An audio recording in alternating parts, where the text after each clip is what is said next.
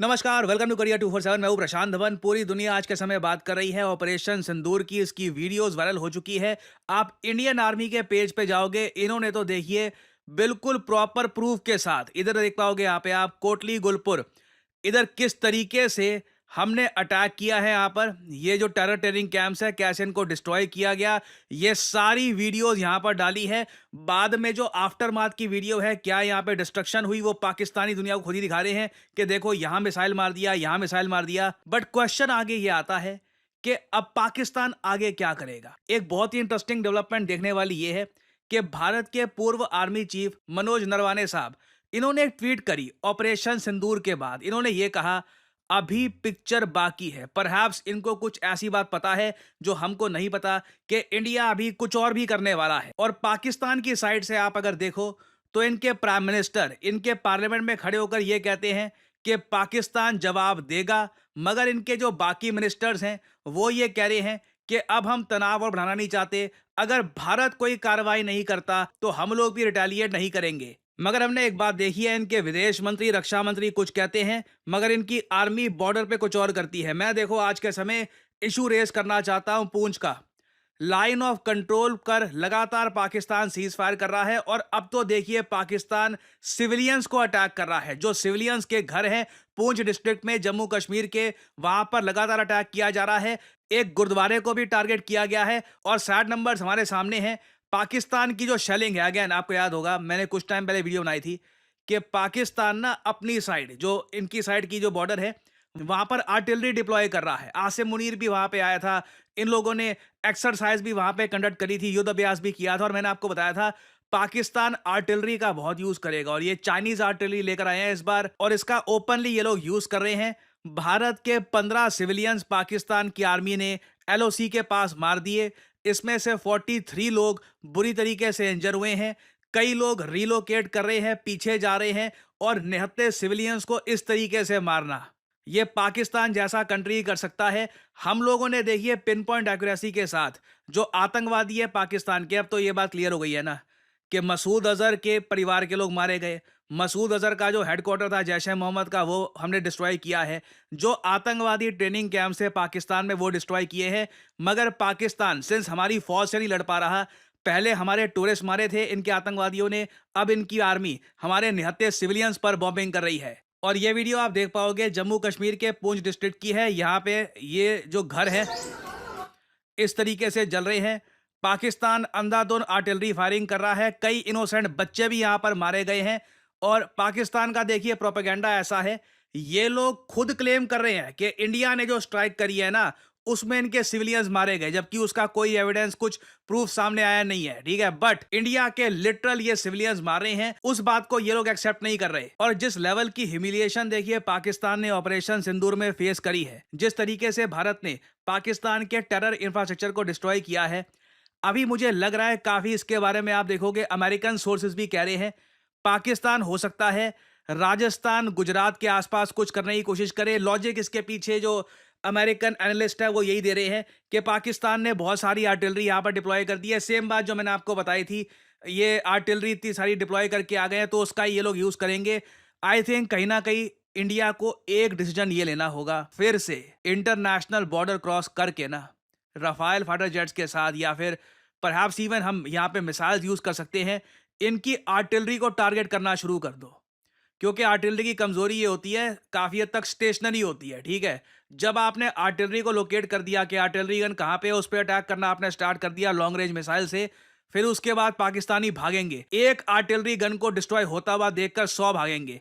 India को कहीं ना कहीं जवाब देना होगा, नहीं तो लग रहा है कि पाकिस्तानी इंटरनेशनल मीडिया को यह बोलते रहेंगे कि जी हम अमन चाहते हैं, हम तनाव और नहीं बढ़ाएंगे, जबकि एलओसी पर और जगह ये हमारे निहत्ते सिविलियंस को इस तरीके से मारते रहेंगे। और मेरा ये मानना है कि जिस तरीके से भारत की दो ऑफिसर्स, एक तो सोफिया कुरैशी और दूसरी व्योमिका सिंह, इन्होंने ऑपरेशन सिंदूर के डिटेल्स दुनिया के सामने रखे, किस तरीके से हमने पाकिस्तान के टेरर ट्रेनिंग कैंप्स को डिस्ट्रॉय किया। इंडिया को ना दुनिया को यह भी बताना होगा कि देखो पाकिस्तान उसकी रिटेलिएशन में लिटरली सिविलियंस को अटैक कर रहा है। अगेन आपको समझना होगा जो पाकिस्तान कर रहा है ये इनहेरेंटली कितना ईवल है।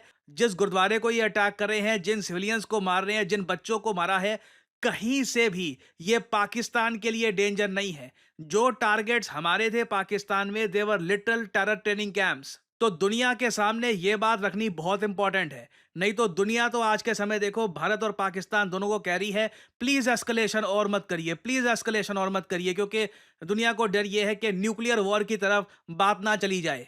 और एक सवाल आपके माइंड में यहां पर यह भी आ सकता है कि सर एक बात बताओ, क्या पाकिस्तान ने भारत के फाइटर जेट शूट डाउन कर दिए हैं क्या? क्योंकि हामिद मीर, जिसको पता नहीं क्यों हमने इजाजत दे रखी है कि इसका अकाउंट हमने बैन नहीं किया, बाकी बहुत सारे अकाउंट्स बैन कर रखे हैं, जबकि सबसे ज्यादा फेक न्यूज हामिद मीर ही फैला रहा है। हामिद मीर तो खुलकर कह रहा है कि देखिए इंडिया के बहुत सारे, एक रफाइल, एक सुखोई, मतलब कुछ भी अनाप शनाप कुछ भी नंबर यहाँ पे ये बोल रहा है। और आप एक बात नोट करना, मैंने प्रीवियस वीडियो में आपको बताया था कई अकाउंट्स हैं आज के समय सोशल मीडिया पर, उस अकाउंट पर फोटो लगी होगी भारत के झंडे की, मगर वो अकाउंट बहुत ज्यादा इंडिया के अगेंस्ट बात करेगा। और उस अकाउंट की हिस्ट्री में आप जाकर देखोगे, पता लगेगा कि ये अकाउंट तो प्रो पाकिस्तान ट्वीट्स भी करता है और पाकिस्तानी लोग फॉलो करते हैं इस अकाउंट। हामिद मीर जैसे जर्नलिस्ट, जिसको पाकिस्तान कहता है कि जी बड़े महान जर्नलिस्ट हैं हमारे, वो इस तरीके से फेक न्यूज फैला रहे हैं भारत के फाइटर जेट्स के बारे में। अब इधर देखोगे, यहां पे हामिद मीर कहता है confirmation of Pakistani claims from India. अब नीचे एक ट्विटर का ये अकाउंट है तेजस्वी प्रकाश का। ना ये जो अकाउंट है ना तेजस्वी प्रकाश का, इसके अगेंस्ट कई लोगों ने रिपोर्ट करी, मैंने भी रिपोर्ट करी है। और थैंकफुली जब मैं वीडियो बना रहा था तब इस अकाउंट को विदहेल्ड कर दिया गया है। अब देख पाओगे जो इंडिया का झंडा लगा के यहाँ पे रखा हुआ था और ये अकाउंट इंडिया के अगेंस्ट स्टेटमेंट दे रहा था, कुछ भी, कुछ 2-3 साल पुरानी कहीं से फुटेज उठा ली, किसी प्लेन क्रैश की, बोल दिया ये रफाल गिर गया है, ठीक है। और फिर उसके बाद पाकिस्तान के वरिष्ठ जर्नलिस्ट ये हामिद मीर, अब देखोगे वहां पे इंडिया का झंडा भी गायब है। The account has been withheld in India. Mohammed Zubair जो इंडिया के एक फैक्ट चेकर है, उसने भी यहाँ पर बोला था कि मोस्ट प्रॉब्ली ये अकाउंट इंडिया का है भी नहीं। तो मैं थोड़ा सा इसलिए आपको बोलूंगा, पाकिस्तान का डिसइंफॉर्मेशन ऐसे चल रहा है, ये अकाउंट बना देंगे, नाम इंडियन होगा सुनने में, इंडिया का झंडा भी लगा देंगे उस पर, फिर नीचे आप वो देख लेना जो वो अकाउंट है ना, बिल्कुल इंडिया के अगेंस्ट स्टेटमेंट दे रहा होगा, इंडियन मीडिया से सवाल पूछ रहा होगा और फेक न्यूज फैला रहा होगा। तो ये एक नया पैतरा है पाकिस्तान का। और थैंकफुली गवर्नमेंट ऑफ इंडिया ऐसे अकाउंट्स को बंद भी करवा रही है ताकि गलत न्यूज ना फैले। क्योंकि होता क्या है, अब जो भी आप कह लीजिए, हामिद मीर बड़ा नाम है, हामिद मीर कुछ बोल देता है ना, तो न्यूयॉर्क टाइम्स भी उसको सोर्स करके एक आर्टिकल छाप देती है कि हाँ देखो पाकिस्तान तो कह रहा है 3 फाइटर जेट गिरा दिए होंगे। और मैं आप सबको एक बात बता दूं, भारत का अगर मान लो कोई फाइटर जेट गिरा भी होगा, कुछ मान लो कुछ हुआ भी होगा ना, आप जानते हैं, मैं जानता हूं, हम लोग अपने नंबर्स नहीं छुपाते। चाहे गलवान हो, चाहे एलओसी हो, कारगिल हो, कहीं भी हो, जो नंबर्स होते हैं हमारे देश के सामने वो आ जाते हैं, ठीक है। और इसलिए अभी तक आपने देख लिया ऑपरेशन सिंदूर को बहुत टाइम हो चुका है, कहीं से भी भारत की तरफ से ये स्टेटमेंट नहीं आई कि हमारा जी रफाल गिर गया, या फिर पाकिस्तान जो कह रहा है 5 फाइटर जेट इंडिया के इन्होंने शूट डाउन कर लिए, नंबर बढ़ते जा रहे हैं हर एक घंटे में। तो ऐसा कुछ अभी तक हुआ नहीं है, कुछ इसकी कंफर्मेशन आएगी, भारत सरकार खुद बता देगी। और इंटरनेशनल डिफेंस एनालिस्ट को आप अगर देखो, फॉर एग्जांपल माइकल क्लार्क, वो ऑस्ट्रेलियन क्रिकेटर नहीं, माइकल क्लार्क एक बहुत ही फेमस डिफेंस एनालिस्ट हैं, रिसर्च पेपर पब्लिश करते हैं और इनकी कई किताबें भी हैं। इन्होंने रिसेंटली एक बहुत ही बेसिक बात बोली, पाकिस्तान इंडिया के फाइटर जेट कैसे गिराएगा जब इंडिया के फाइटर जेट पाकिस्तान में गए ही नहीं। जो बात मैंने आपको सुबह की वीडियो में बताई थी, ये जो पार्ट है, अगेन ये इंटरनेशनल मीडिया, ये रिपोर्टिंग नहीं हो रही, ये मैं आपको जो क्लिप दिखा रहा हूं, ये डिफेंस एनालिस्ट आपस में बात कर रहे हैं वेस्टर्न मीडिया के। Just on that, Yana mentioned this potential downing of Pakistan claiming that 5 Indian jets have been shot down, which seems like a lot. There has been some clips on social media which we're working to verify at the moment, but I don't think we can say with certainty whether they show fuselage of downed jets. We need to work out when those are taken. A, how plausible is, I mean, 5 jets would be a lot to lose. Well, yeah, I mean, I don't know how they've shot down any, because there's no reason for Indian Rafale aircraft, which is almost certainly what they were, to have left Indian airspace. If you look at the distances involved, I mean, Bahawalapur is 56 miles over the border. तो again सारी जो targets की sites थी, ये काफ़ी करीब है border के, तो इंडिया को बॉर्डर क्रॉस करने की ज़रूरत थी ही नहीं। तो हमारी बॉर्डर में, हमारे देश में रहकर ये रफ़ाइल कैसे गिराएंगे? It's not possible, right? अब हाँ, कुछ लोग कहते हैं कि जी द हिंदू ने कुछ पोस्ट कर दिया था, उस पे भी आते हैं, ठीक है, एक एक करके सब पे आता हूं। द हिंदू ने यहाँ पर ये ट्वीट करके, ये बाय द वे ये जो स्क्रीनशॉट है ना, ये पाकिस्तान बड़ा शेयर कर रहे हैं। देखो, the Hindu, the great Hindu, इतना रेपुटेशन वाला इंडियन न्यूज आउटलेट है, उन्होंने ये ट्वीट कर दी कि at least 3 Indian fighter jets have crashed in Jammu and Kashmir Akhnoor, और ये यहाँ पे लोकेशन बता दी और यहाँ पे ये फोटो डाल दी। देखो, ये थोड़ा अनफॉर्चुनेट है क्योंकि ऑलमोस्ट सभी इंडिया के जर्नलिस्ट जो भी डिफेंस में रुचि रखते हैं, जो डिफेंस एक्सपर्ट्स हैं, सबने बोला है ये जो नीचे दिख रही है ना फोटो, ये रफाल फाइटर जेट या किसी भी फाइटर जेट की नहीं है। दूर से ही पता लग जाएगा विंग्स कहाँ हैं, बाकी चीजें कहाँ हैं। ये एक फ्यूल टैंक है। काफी बार क्या होता है कि फाइटर जेट्स को जब और ज्यादा तेज उड़ना होता है, तब जो नीचे के फ्यूल टैंक्स हैं वो फाइटर जेट छोड़ देता है और ये जमीन पे गिर दिए जाते हैं। ये कॉमन प्रैक्टिस है। अंडर विंग फ्यूल टैंक को रिलीज कर देना बहुत ही ज्यादा कॉमन चीज है, तो वो यहां पर किया गया है। उसके अलावा कोई मुझे एक फुटेज, कोई फोटो दिखा दो इंडियन फाइटर जेट के गिरे होने की जो 7/5/2025 को ली गई हो। सारी फुटेज सब फोटोज वगैरह या तो डॉक्टर्ड मिलेगी, फोटोशॉप्ड होगी, या फिर कुछ 2015 2014 की भी फुटेज होगी। पाकिस्तान के जो बड़े बड़े जर्नलिस्ट हैं ये बोलकर फैला रहे होंगे कि देखो इंडिया का फाइटर जेट गिर दिया। तो ये सब हो रहा है आज के समय। इंडियन यूजर जैसा नाम होगा, भारत का झंडा लगा रखा होगा लोगों को भ्रमित करने के लिए, और उसके बाद ऐसे अकाउंट्स पाकिस्तान का प्रोपेगेंडा फैलाएंगे। सो आप सब लोगों से मैं रिक्वेस्ट करूंगा, जो आज के समय पूंछ में हो रहा है, जम्मू कश्मीर में जो पाकिस्तान कर रहा है, एलओसी के पार लगातार सिविलियंस को अटैक करके, ये आवाज रेस करिए, ऑल आइज ऑन पूंछ, ये आपको ट्रेंड करना चाहिए मेरे हिसाब से, क्योंकि जो पाकिस्तान कर रहा है ये ह्यूमैनिटी के अगेंस्ट है। और जो भी ऐसी प्रोपेगेंडा इमेजेस हैं, पुरानी इमेजेस, ट्वीट्स वगैरह, अब प्रॉब्लम ये है, देखो आप सोशल मीडिया पे जाओगे ना, वहां पे ऐसी फेक इन्फॉर्मेशन, एक अकाउंट जो शेयर कर रहा होगा उसके 50-60 हजार फॉलोअर होंगे, भारत का झंडा लगा रखा होगा, आपको फीलिंग आएगी कि यार ये तो रियल है वगैरह ये। पर मैं आप सबको कहूंगा, आज का जमाना ऐसा है, लिमिटेड लोगों पर भरोसा करिए, जो ऑथेंटिक सोर्स हैं वही फॉलो करिए। नहीं तो कई लोग हैं, भारतीय हैं, वो भी गलती से ऐसे अकाउंट्स के ट्रैप में आकर गलत इंफॉर्मेशन स्प्रेड करना स्टार्ट कर देते हैं। तो अभी इस टॉपिक से रिलेटेड देखिए बहुत सी डेवलपमेंट्स आएंगी।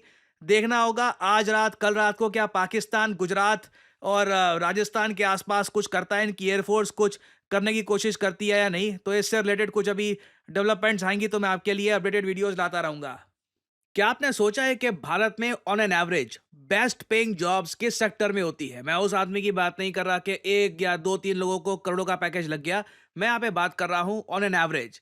इंटरेस्टिंगली इस पर आप गूगल करेंगे तो आपको बहुत सारे ऐसे आर्टिकल्स दिख जाएंगे जहां पर साफ साफ लिखा होगा जो बेस्ट पेइंग जॉब्स भारत में होती हैं, ये सरप्राइजिंगली आज के समय आ रही हैं बैंकिंग एंड फाइनेंशियल सेक्टर में, जिसको हम बीएफएसआई कहते हैं। और अगर आप एक फ्रेश ग्रेजुएट है, फाइनल ईयर स्टूडेंट है, वर्किंग प्रोफेशनल है, तो आपके सामने एक बहुत अच्छी अपॉर्चुनिटी है। आप अपना करियर बिल्ड कर सकते हैं as a retail banking manager, wealth manager, financial advisor, relationship manager, या फिर इवन एन इन्वेस्टमेंट एनालिस्ट। और इस फील्ड में अपना करियर किक स्टार्ट करने के लिए करियर 247 आपके लिए लेके आया है retail banking and wealth management course, जहां पे आपको banking foundation, retail banking products क्या होते हैं, फाइनेंशियल एडवाइजरी के बारे में प्रॉपर जानकारी दी जाएगी, और साथ ही साथ खुद को प्लेसमेंट रेडी कैसे करना है उसमें भी आपको गाइडेंस दी जाएगी। और इस कोर्स की सबसे खास बात यह है कि इस कोर्स में आपकी परफॉर्मेंस अच्छी रहती है, आप अटेंडेंस प्रॉपरली अपनी यहाँ पर देते हैं, तो कोर्स के एंड में हम लोग अपनी तरफ से पूरी कोशिश करेंगे कि आपको एटलीस्ट 2 इंटरव्यूज मिले। और अगर आप सोच रहे हैं कि इस फील्ड में इवेंचुअली कहाँ आप काम कर सकते हैं, टॉप रिटेल बैंक्स में, एक्सिस, पीएनबी, एसबीआई, एचडीएफसी, हर जगह आज के समय आप अगर देखें दे नीड बैंकर्स। सिमिलरली ना सिर्फ बैंक्स, इवन जो एनबीएफसीज हैं वहां पर भी आप काम कर सकते हैं। जो वेल्थ मैनेजमेंट फर्म्स हैं जैसे कि मोतीलाल ओसवाल, फ्रैंकलिन टेम्पल्टन, वहां पर भी आपका करियर ओपन हो सकता है। बीएफएसआई सेक्टर में आप देखोगे कॉन्स्टेंटली ग्रोथ हो रही है, क्योंकि जैसे जैसे भारत की जीडीपी बढ़ेगी इस सेक्टर में ग्रोथ होना ऑब्वियस है। और करियर 247 के इस कोर्स की सबसे यूनिक बात यह है कि ना सिर्फ हम आपको सारी स्किल्स प्रोवाइड करेंगे, साथ ही साथ एक बहुत ही ज्यादा इंपॉर्टेंट सर्टिफिकेट होता है national institute of securities and markets का। ये एक एग्जाम पास करने पर मिलता है, निम्स सर्टिफिकेट। इस एग्जाम को कैसे पास करना है, ये सर्टिफिकेट कैसे आप एक्वायर कर सकते हैं, इसके लिए भी आपको प्रिपेयर किया जाएगा, ताकि जैसे ही आपका कोर्स खत्म होता है आप निम्स का एग्जाम दे, ऑफलाइन एग्जाम होता है ये, और उसके बाद you can get this certificate from the national institute of securities market. और उसके बाद वेल्थ मैनेजमेंट में जो म्यूचुअल फंड्स का एक बहुत ही बड़ा सेगमेंट है, वहां पर भी अपना करियर आप किक स्टार्ट कर सकते हैं। सो आपको करना क्या है, यहाँ पर करियर 247 की जो ये वीडियो आप देख रहे हैं, यहाँ पर नीचे कमेंट सेक्शन में जाइए, यहाँ पे आपको ये कमेंट सेक्शन में लिंक मिल जाएगा, start your banking and finance career. इस लिंक पर करिए क्लिक, और यहाँ पे आपके सामने ये पेज ओपन हो जाएगा। इधर अपना नाम डालिए, ईमेल आईडी डालिए, अपना मोबाइल फोन नंबर डालिए, और नीचे जहां पर डिस्काउंट कोड लिखा हुआ है यहां पर एंटर करिए PD10, ताकि आपको डिस्काउंटेड प्राइस में ये कोर्स खरीदने का मौका मिले। बहुत ज्यादा एक अफोर्डेबल प्राइस में हमने ये कोर्स लॉन्च किया है। जो फी है इसकी ये 30,000 आपको दिख जाएगी, but after applying the code PD10 आपको एक एडिशनल डिस्काउंट भी यहाँ पर मिलेगा। So make sure to apply the code, नहीं तो बाद में आपको डिस्काउंट मिलने में प्रॉब्लम हो जाएगी। और फिर करियर 247 की टीम की तरफ से आपको कॉल आएगी। आप जो आपके एक्स्ट्रा सवाल हैं क्लासेस को लेकर, टाइमिंग्स को लेकर, सिलेबस को लेकर, ये सवाल आप पूछ सकते हैं। और अगर आपको लगता है कि this is the field for you, यहाँ पे आपका करियर बनना है, you can start your career in the retail banking and wealth management sector. So इसी नोट के साथ यह है वीडियो का अंत। Thank you for listening, and as I always say, may the gods watch over you.